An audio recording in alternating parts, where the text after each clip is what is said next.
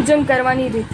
5 મહાવ્રતોને ધારણ કરનાર, ધીર નિર્દોષ ભિક્ષા વડે જીવન નિર્વાહ કરનારા, જીવનભરના સામાયિકવાળા અને આપના આત્માને ભવભ્રમણથી બચાવનારી અમૃતમય જીનવાણીનું શ્રવણ કરાવનારા ગુરુ મહારાજ આપણા પરમ ઉપકારી છે। પરોપકારી ગુરુ મહારાજનું વિધિપૂર્વક પૂજન કરવું જોઈએ। ગુરુ પૂજન દ્રવ્યથી અને ભાવથી એમ 2 પ્રકારે થાય છે। દ્રવ્યથી ગુરુ પૂજન। ગુરુ મહારાજની દ્રવ્ય પૂજા યથાશક્તિ વસ્ત્ર પાત્ર વહોરાવીને અથવા નાનું મૂકીને વાસકચૂર્ણ, વાસસ્ય વગેરે સુગંધી દ્રવ્યો વડે ગુરુ મહારાજના અંગનું પૂજન કરવાથી ગુરુ મહારાજની દ્રવ્ય પૂજા થાય છે। દ્રવ્યથી ગુરુ પૂજન કરનારે યાદ રાખવું જોઈએ કે મારે ગુરુ પૂજન કરવાનું છે, પણ ધન પૂજન કરવાનું નથી। ગુરુ મહારાજના અંગે ઉપર વાસકચૂર્ણ મૂકવાની ગુરુ પૂજન થાય છે, જ્યારે પૈસા ઉપર વાસકચૂર્ણ મૂકવાથી ધન પૂજન થાય છે। ગુરુ પૂજન કરવું એ પુણ્ય છે, પણ ધન પૂજન કરવું એ પાપ છે। વાસકચૂર્ણ ગુરુ મહારાજના અંગ ઉપર મુકાય, પણ પૈસા ઉપર મુકાય નહીં। પૈસા ગુરુની નજીક મુકાય, પણ ગુરુના અંગ ઉપર કે અંગને અડાડીને મુકાય નહીં। ગુરુ મહારાજની દ્રવ્ય પૂજા કરવાની રીત। પ્રથમ, ગુરુ મહારાજને વંદન કરવું।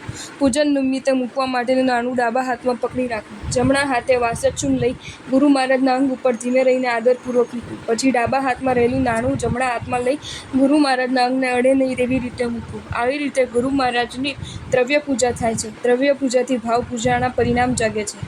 ભાવથી ગુરુ પૂજન। ગુરુ મહારાજની ભાવ પૂજા। ગુરુ મહારાજને વંદન કરવું, તેમનો વિનય કરવો, તેમના પ્રત્યે પૂજ્યભાવ અને મૌમાન ભાવ રાખવો, તેમનો સત્કાર કરવો, સન્માન કરવું, જીનાજ્ઞા મુજબની તેમની આજ્ઞાનું પાલન કરવું, તેમના ગુણોની સ્તુતિ કરવી અને અવગુણ ઢાંકવા ઇત્યાદિ રૂપે ગુરુ મહારાજની ભાવ પૂજા થાય છે। વાસક્ષેપ।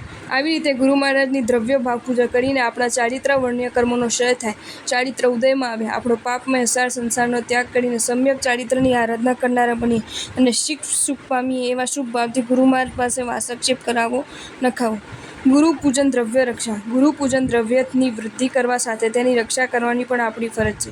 કાળ ઘણો ખરાબ હોવાથી ગુરુ પૂજન નિમિત્તે મૂકેલું નાણું ચોરાઈ જવાનો સંભવ રહે છે, માટે તેનું રેઢિયું મૂકીને ચાલ્યા જવાય નહીં। એણે આપણા હાથે જ ગુરુ પૂજન દ્રવ્યની સુરક્ષિત પેટીમાં નાખવું જોઈએ અથવા શ્રીસંઘની પેઢીમાં ગુરુ પૂજન દ્રવ્ય ખાતે જમા કરાવવું જોઈએ।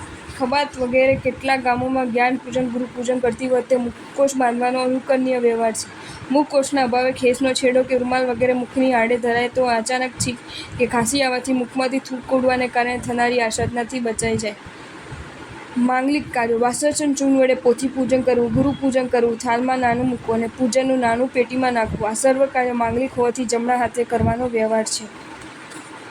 જો તમને આ વિડીયો ગમ્યો હોય તો આ વિડીયોને લાઇક કરો અને શેર કરો અને આવા જ નવા વિડીયો જોવા માટે જૈન ફેક્ટ્સ એન્ડ સ્ટોરીઝની ચેનલને સબસ્ક્રાઈબ કરો।